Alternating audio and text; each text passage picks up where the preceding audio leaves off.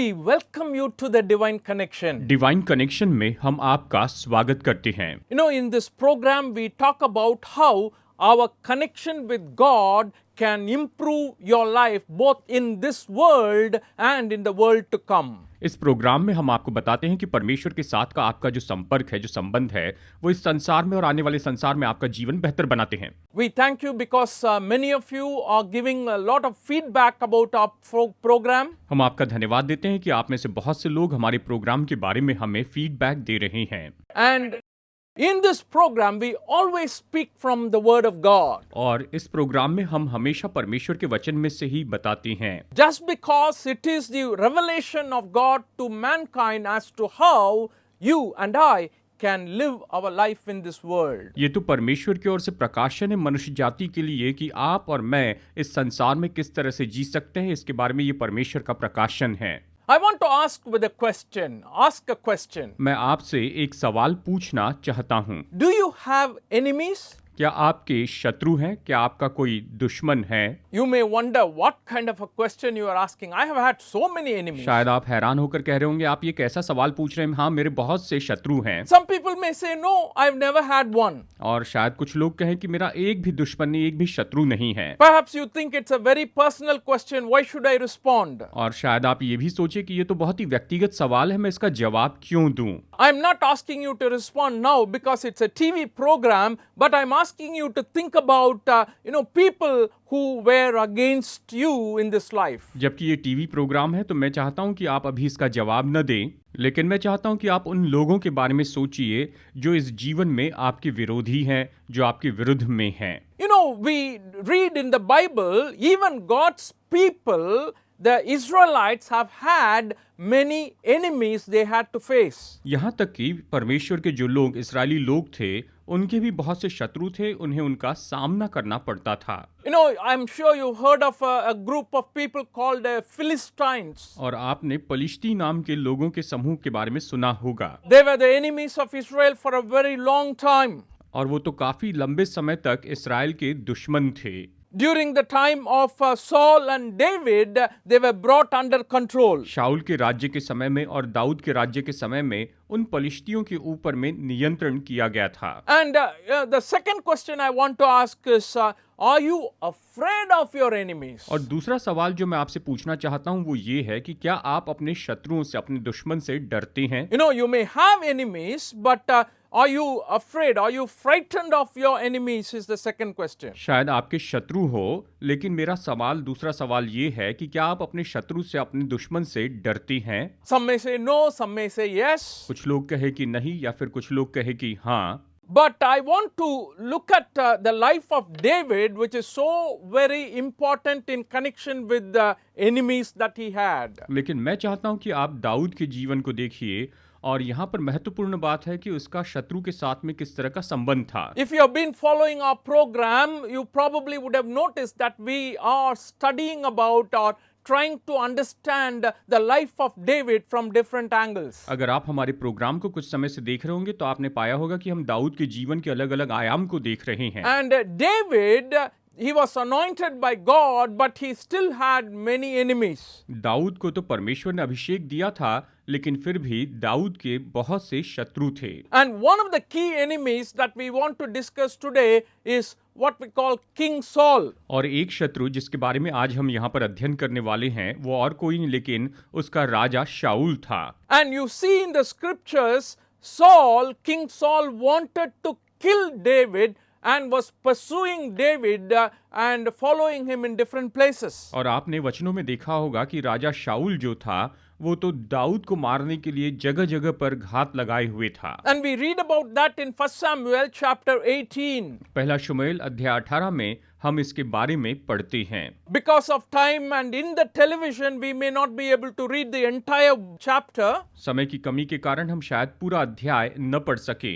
However, if you have your Bibles, you can read that chapter and try to understand in what ways Saul has threatened the life of David. अगर आपके पास में Bible है तो आप इस बात का अध्ययन कर सकते हैं, इस पूरे अध्याय में पढ़ सकते हैं कि कैसे राजा शाऊल जो है वो तो दाऊद को मार देना चाहता था। And how did he become the enemy to David? और दाऊद जो है वो तो शाऊल का शत्रु कैसे बन गया था। And we understand that, because of what happened, to David when he overcame the Goliath. और हम इस बात को समझ सकते हैं कि दाऊद के साथ में क्या हुआ जब उसने गोलियत के ऊपर में विजय पाई थी। In the 18th chapter of 1 Samuel, verses 6 to 9 is what we want to read now. पहला शमूएल अध्याय 18 वचन 6 से 9 आइए यहाँ पर पढ़ते हैं। When you read this verse, you will find the very point at which the jealousy and enmity between Saul and David started. अगर आप इसे पढ़ेंगे तो आप पाएंगे कि दाऊद और शाऊल के बीच में ये जो जलन है ये कहाँ पर शुरू हुई थी।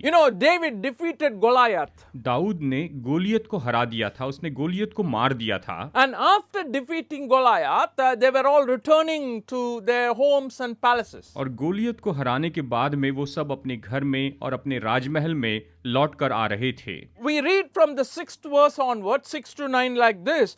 When the men were returning home after David had killed the Philistine, the women came out from all the towns of Israel to meet King Saul with singing and dancing, with joyful songs and with timbrels and lyres. As they danced, they sang, Saul had slain his thousands, and David his tens of thousands. Saul was very angry. This refrain displeased him greatly. They have credited David with tens of thousands, he thought, but me with only thousands. What more can he get but the kingdom? And from that time on, Saul kept a close eye on David. पहला शमूएल अध्याय 18 वचन 6 से 9 आइए पढ़ते हैं। जब दाऊद उस पलिश्ती को मारकर लौट रहा था और वे सब लोग भी आ रहे थे, तब सब इस्राएली नगरों से स्त्रियां डफ और तिकोने बाजे लिए हुए आनंद के साथ गाती हुई और नाचती हुई शाऊल राजा के स्वागत में निकली। और वे स्त्रियां नाचती हुई एक दूसरे के साथ ये गाती गई, शाऊल ने तो हजारों को परंतु दाऊद ने लाखों को मारा है। तब शाऊल अति क्रोधित हुआ और ये बात उसको बुरी लगी और वो कहने लगा, उन्होंने दाऊद के लिए तो लाखों और मेरे लिए हजारों ही ठहराया, इसलिए अब राज्य को छोड़ उसको अब क्या मिलना बाकी है। उस दिन से शाऊल दाऊद की ताक में लगा रहा। शाऊल ये सोच रहा था, उन्होंने दाऊद के लिए तो लाखों और मेरे लिए हजारों ही ठहराए, और इस कारण शाऊल दाऊद की ताक में लगा रहा। So, when you look at this passage, you see how the enmity between David and Saul developed. जब आप इस वचन को देखते हैं तो जानते हैं शाऊल और दाऊद के बीच में जो शत्रुता थी वो कैसी आई। It started with the jealousy because of the praise and acclamation people gave to David when he returned after killing the Philistine. ये तब शुरू हुई जब दाऊद ने गोलियत को मारा और उसके बाद में लोग दाऊद की बहुत तारीफ करने लगे। ये जलन तब से शुरू हो गई। David killed tens of thousands and Saul had slain thousands. शाऊल ने हजारों को मारा लेकिन दाऊद ने लाखों को मारा, इस तरह से गाने लगे। And that time on he became jealous of David and then started ways how he may kill David so that he can get rid of him out of his life. और उस समय से शाऊल जो है वो दाऊद की ताक में लगा रहा कि किस तरह से उसकी हत्या कर दे और अपने जीवन में से उसको निकाल दे। Actually, you can see, though Saul was the king, he was really frightened of David. That is what the Bible says. हालांकि बात तो ये थी कि शाऊल जो था वो तो राजा था, लेकिन फिर भी वो दाऊद से डरता था, बाइबल इस तरह से कहती है। David was a very young man. Dawood तो एक नौजवान व्यक्ति था। He was just aspiring to be the king of Israel. और वो तो बस इस्राएल के राजा होने के लिए तैयार हो रहा था, बढ़ रहा था। God anointed him so that he can become the king after Saul. परमेश्वर ने उसका अभिषेक किया था ताकि वो शाऊल के बाद में इस्राएल का राजा बन सके। However, though Saul was in a very high position as the king of Israel at present, when this was happening, he was very afraid of David. हालांकि जबकि ये सब कुछ हो रहा था, शाऊल सबसे ऊंचे स्थान पर था, फिर भी वो दाऊद से डरता था। I want to show you very clearly from the scriptures how Saul was afraid of David. मैं आपको वचन में से स्पष्ट बताना चाहता हूं कि कैसे शाऊल जो है वो दाऊद से डरता था। And that is what we want to look at today as to how you can frighten your enemy. और आज हम इसी बात को देखेंगे कि कैसे आप अपने शत्रु को, अपने दुश्मनों को डरा सकते हैं। In the book of 1 Samuel chapter 18 verse 12, पहला शमूएल की किताब अध्याय 18 वचन 12 में देखिए, Saul was afraid of David because the Lord was with David but had departed from Saul. पहला शमूएल अध्याय 18 वचन 12 आइए पढ़ते हैं। शाऊल दाऊद से डरा करता था क्योंकि यहोवा दाऊद के साथ था और शाऊल के पास से अलग हो गया था। That is the first time we read that Saul was afraid of David in this chapter. इस अध्याय में पहली बार हम यहाँ पर पढ़ते हैं कि जो राजा शाऊल था वो तो दाऊद से डरता था। As you continue this reading in this chapter, verses 14 and 15 and 16, जैसे आप इस अध्याय में आगे पढ़ते हैं वचन 14, 15 और 16 में, in everything he did, he had great success because the Lord was with him. When Saul saw how successful he was afraid of him. But all Israel and Judah loved David because he led them in their campaigns. और दाऊद अपनी समस्त चाल में बुद्धिमानी दिखाता था और यहोवा उसके साथ साथ था। जब शाऊल ने देखा कि वो बहुत बुद्धिमान है तब वो उससे डरने लगा, परंतु इस्राएल और यहूदा के समस्त लोग दाऊद से प्रेम रखते थे क्योंकि उनके आगे आगे जाया करता था। Here again we read that Saul was afraid of David because David did everything successfully, very wisely wherever he went. यहाँ पर हम फिर से देखते हैं कि शाऊल दाऊद से डरने लगा क्योंकि दाऊद जो कुछ भी करता था वो बुद्धिमानी से करता था और उसमें वो सफल होता The था। third time we read is in the 28th verse, 29th verse. और तीसरी बार हम इसके बारे में पढ़ते हैं वचन 28 और वचन 29 में। When Saul realized that the Lord was with David and that his daughter Michal loved David, Saul became still more afraid of him and he remained his enemy rest of his life. पहला शमूएल वचन 18 वचन 28 और वचन 29 आइए पढ़ते हैं। जब शाऊल ने देखा और निश्चय जाना कि यहोवा दाऊद के साथ है और मेरी बेटी मीकल उससे प्रेम रखती है, तब शाऊल दाऊद से और भी डर गया, इसलिए शाऊल सदा के लिए दाऊद का बैरी बन गया। And this is what I would like to share with you today. और आज मैं आपको यही तो बताना चाहता हूँ। In your life and in my life, there may be people working against us. आपके जीवन में या मेरे जीवन में ऐसे भी लोग होंगे जो हमारे विरुद्ध में काम करते जाते हैं। I am sure you have such people in the workplaces and in the neighborhood. मैं निश्चय जानता हूँ कि ऐसे लोग आपके दफ्तर में भी होंगे या आपके अड़ोस पड़ोस में भी ऐसे लोग होंगे। You may have such people among your relatives. शायद आपके रिश्तेदारों में भी ऐसे कुछ लोग तो जरूर होंगे। But I want to tell you, there is a way for these people, that is our enemies, to understand or even be frightened of us is only by, first of all, when my enemy knows that the Lord is with me. और ये तो केवल तभी संभव है जिसके लिए सबसे पहले जरूरी होगा कि हमारे शत्रु इस बात को जान ले कि परमेश्वर हमारे साथ है। जब वो इसे जानेंगे तब निश्चय ही वो हमसे डरेंगे। I want to go back to the 12th verse and emphasize that point very clearly. वचन 12 में वापस जाकर मैं आपको इस बात पर जोर देकर बताना चाहता हूँ। Saul was afraid of David because the Lord was with David but had departed from Saul. शाऊल दाऊद से डरा करता था क्योंकि यहोवा दाऊद के साथ था और शाऊल के पास से अलग हो गया था। इस तरह से वचन कहता है। You know, sometimes we try to frighten people and make them feel intimidated by revealing our identity in different ways. कई बार हम लोगों को डराने की कोशिश करते हैं, अलग अलग तरीके से अपनी पहचान हम उनके सामने रखते हैं और इस तरह से डराते हैं। Suppose your size may be very big and you may say, oh, people are frightened of me because of my body. शायद आप बहुत ऊंचे कद के होंगे, हट्टे कट्टे होंगे, तो आप कहेंगे लोग मेरे शरीर के कारण मुझे देखकर डर जाते हैं। Some people reveal, you know, their identity in their vehicles they use. और कुछ लोग जिस तरह की गाड़ियों का उपयोग करते हैं उसके द्वारा वो अपनी पहचान दिखाना चाहते हैं। They put the sticker as if, you know, it's this an advocate, this is police. और वो स्टिकर लगाते हैं जैसे कि ये वकील है या फिर ये पुलिस वाले हैं, इस तरह से स्टिकर लगाते हैं।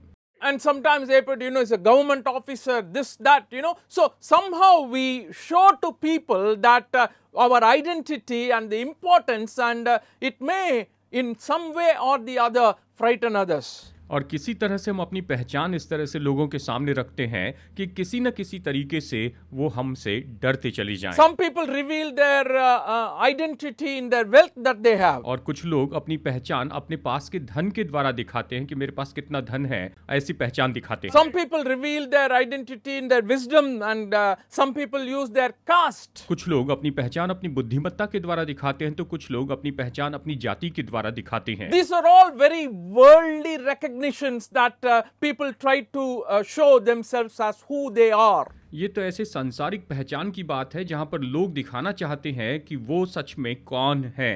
But if you look at David, the only greatness he had that made Saul to be afraid of was the presence of the Lord with David. लेकिन अगर आप दाऊद को देखें तो बस एक ही बात के कारण शाऊल डरता था, और वो था कि परमेश्वर की उपस्थिति दाऊद के साथ है। The first thing Saul saw in David is that, oh, the Lord is with him. And that's what made him to be afraid of him. पहली बात शाऊल ने दाऊद में देखी कि परमेश्वर इसके साथ है, और इस कारण वो दाऊद से डर गया। My dear friends, whoever is listening to this message today, I want you to reveal your identity in this way. As the Lord is with me, therefore I am strong. मेरे प्यारे दोस्तों, जो भी लोग आज मुझे सुन रहे हैं, मैं चाहता हूं कि आपकी जो पहचान है इसी तरह से प्रकट की जाए कि परमेश्वर मेरे साथ है और इसीलिए मैं बलवान हूं। This is not the only place in the Bible we read the presence of God with an individual is felt. इस बात को बाइबल में हम केवल इसी जगह पर नहीं पढ़ते, लेकिन परमेश्वर के लोगों के साथ में परमेश्वर की उपस्थिति बनी रही। Oh, there are many examples in the Bible about individuals who had the presence of God with them. Bible में ऐसे बहुत से लोगों के उदाहरण हैं जिनके साथ में परमेश्वर की उपस्थिति थी। In the book of Genesis chapter 39 verses 3 to 4 we read that when his master saw that the Lord was with him and that the Lord gave him success in everything he did, Joseph found favor in his eyes and became his attendant. Potiphar put him in charge of his household and he entrusted to his care everything he owned. उत्पत्ति अध्याय 39 वचन 3 और 4 आइए हम पढ़ते हैं। और यूसुफ के स्वामी ने देखा कि यहोवा उसके संग रहता है, और जो काम वो करता है उसको यहोवा उसके हाथ से सफल कर देता है। तब उसकी अनुग्रह की दृष्टि उस पर हुई और वो उसकी सेवा टहल करने के लिए नियुक्त किया गया। फिर उसने उसको अपने घर का अधिकारी बनाकर अपना सब कुछ उसके हाथ में सौंप दिया। Joseph was brought to him his house as a slave to Potiphar's house. Yusuf को पोतीफर के घर में एक गुलाम के रूप में लाया गया था। However, there is one thing that Potiphar noticed in Joseph's life. कुछ भी हो, पोतीफर ने यूसुफ के जीवन में एक बात की ओर गौर किया। The Lord was with him. कि यहोवा उसके साथ में है। And everything he does is successful. और जो कुछ भी वो करता है वो सफल होता है। So he handed over everything in his house, the responsibility, the management, everything is handed over to Joseph. और उसने अपने घर की जिम्मेदारी, मैनेजमेंट, सारी जो बातें हैं यूसुफ के हाथ में सौंप दी। My dear friends, I want to tell you, when people realize that God is with us, you create fear in them. मेरे दोस्तों, मैं आपको याद दिलाना चाहता हूं, जब लोग जानते हैं कि हमारे साथ में परमेश्वर है तो आप उनमें डर उत्पन्न करते हैं। Don't try to frighten him in any other ways. किसी और तरीके से उन्हें डराने की कोशिश कभी मत कीजिए। This truth can really make them, oh, these people are really special. Their God is with them. और इस सच्चाई के कारण वो जानेंगे कि ये लोग तो बहुत ही विशेष हैं क्योंकि इनका परमेश्वर इनके साथ है। When Saul saw that the Lord was with David, he was afraid of him. जब शाऊल ने देखा कि परमेश्वर दाऊद के साथ में है, तो शाऊल जो कि राजा था वो दाऊद से डरने लगा। We're going to have a brief break now for music. अब हम यहाँ पर संगीत का एक छोटा सा ब्रेक लेते हैं। And during that time, you think about your life. How many times have you felt that the presence of God is with you? और इस समय आप अपने बारे में सोचिए कि आपने अपने जीवन में परमेश्वर की उपस्थिति कितनी बार महसूस की है। How many times have you felt that the Lord was not with me? और कितनी बार आपने ये महसूस किया कि परमेश्वर मेरे साथ में नहीं है। My dear friends, think about that. The presence of God is so very important in each of our lives. मेरे प्यारे दोस्तों, इसके बारे में सोचिए, परमेश्वर की उपस्थिति हम सबके जीवन में महत्वपूर्ण है। We were talking about how you can frighten your enemy. हम इस बात पर चर्चा कर रहे हैं कि आप अपने शत्रु को किस तरह से डरा सकती हैं। We are doing it based on the life of David, how David frightened his enemy Saul. हम दाऊद के जीवन से देख रहे हैं कि कैसे दाऊद ने अपने शत्रु शाऊल को डरा दिया था। And when you look at the scripture in 1 Samuel 18, we said the presence of God with David actually frightened Saul. और पहला शमूएल 18 से हमने देखा कि दाऊद के जीवन में जो परमेश्वर की उपस्थिति थी उससे शाऊल डर गया था। And the second reason we read in this passage is when we fulfill our roles with the wisdom God has given to us, the enemy is frightened of us.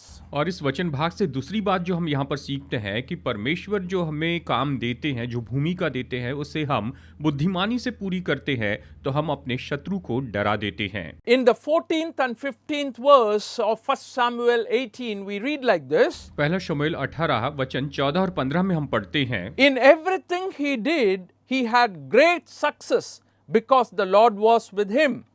When Saul saw how successful he was afraid of him.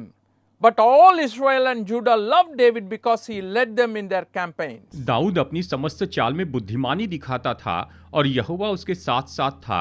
जब शाऊल ने देखा कि वो बहुत बुद्धिमान है तब वो उससे डर गया, परंतु इसराइल और यहूदा के समस्त लोग दाऊद से प्रेम रखते थे क्योंकि वो उनके आगे आगे जाया करता था। इस तरह से वचन बताता है। The second reason for Saul to be afraid of David is given in this passage. Dawood से शाऊल क्यों डरता था इसका दूसरा कारण यहाँ पर इस वचन भाग में दिया गया है। He said wherever he went, he was successful. वचन कहता है कि वो जहां भी गया, दाऊद जहां भी गया वहां पर वो सफल हो गया And everybody praised him. और सब उसकी तारीफ करने लगे, उससे प्रसन्न थे। Even Saul's soldiers praised him. और यहाँ तक कि शाऊल के सिपाहियों ने इसकी तारीफ की। All the people of Israel were on David's side now. और इस्राएल के सभी लोग तो अब दाऊद की ओर से थे। And Bible says very clearly that David was even better than many of the officers from Saul's army. और बाइबल कहती है कि दाऊद तो शाऊल की सेना के जो बड़े अफसर थे उनसे भी बेहतर हो गया था। In the book of Samuel 18 chapter, 1 Samuel 18 chapter 30th verse says like this. पहला शमूएल 18 वचन 30 ये कहता है, The Philistine commanders continued to go out to battle, and as often as they did, David met with more success than the rest of Saul's officers, and his name became well known. फिर पलिश्तियों के प्रधान निकल आए और जब जब वे निकल आए तब तब दाऊद ने शाऊल के अन्य सब कर्मचारियों से अधिक बुद्धिमानी दिखाई, इससे उसका नाम बहुत बड़ा हो गया। इस तरह कहता है। So David behaved, very, very wisely because the Lord was with him, and wherever he went, he had success. तो दाऊद ने बहुत ही बुद्धिमानी से काम किया क्योंकि परमेश्वर उसके साथ था और जहां भी वो गया वहां पर उसने सफलता पाई। What it means to handle the matters wisely. सारी बातों में बुद्धिमानी से काम करना, इसका सच में मतलब क्या होता है? It means to actually understand the situation.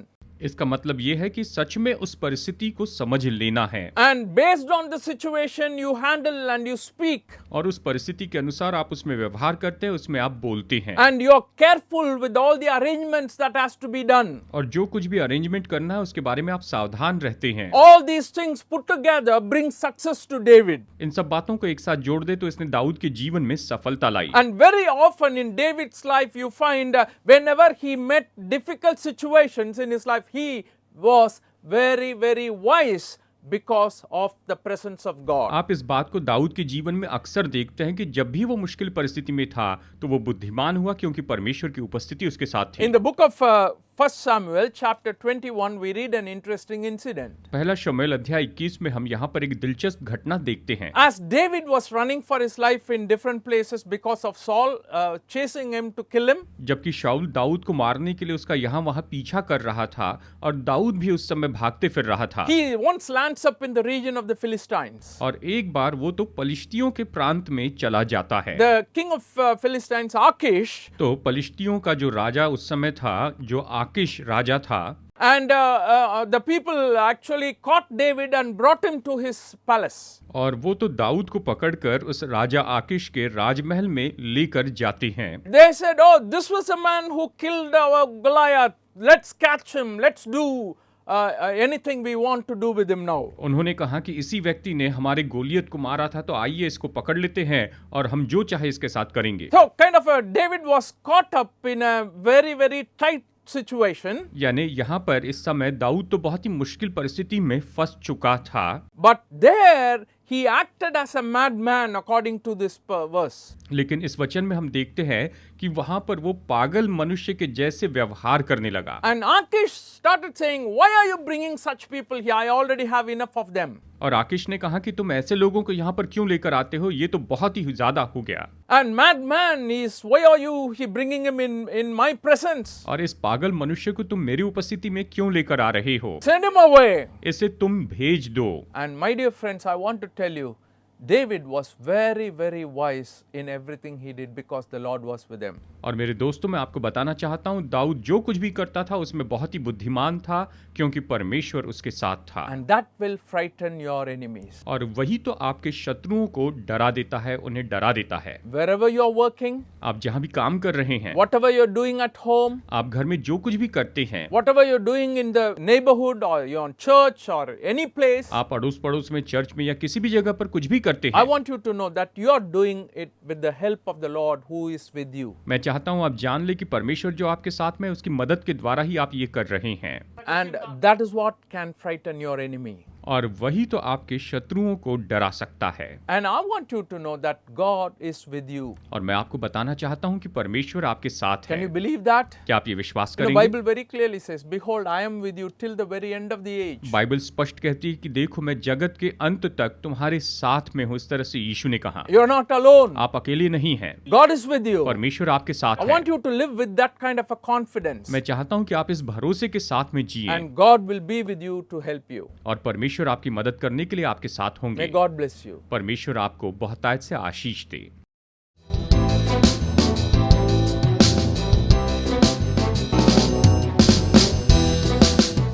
Study the Word of God in a private and personal way through our online study website.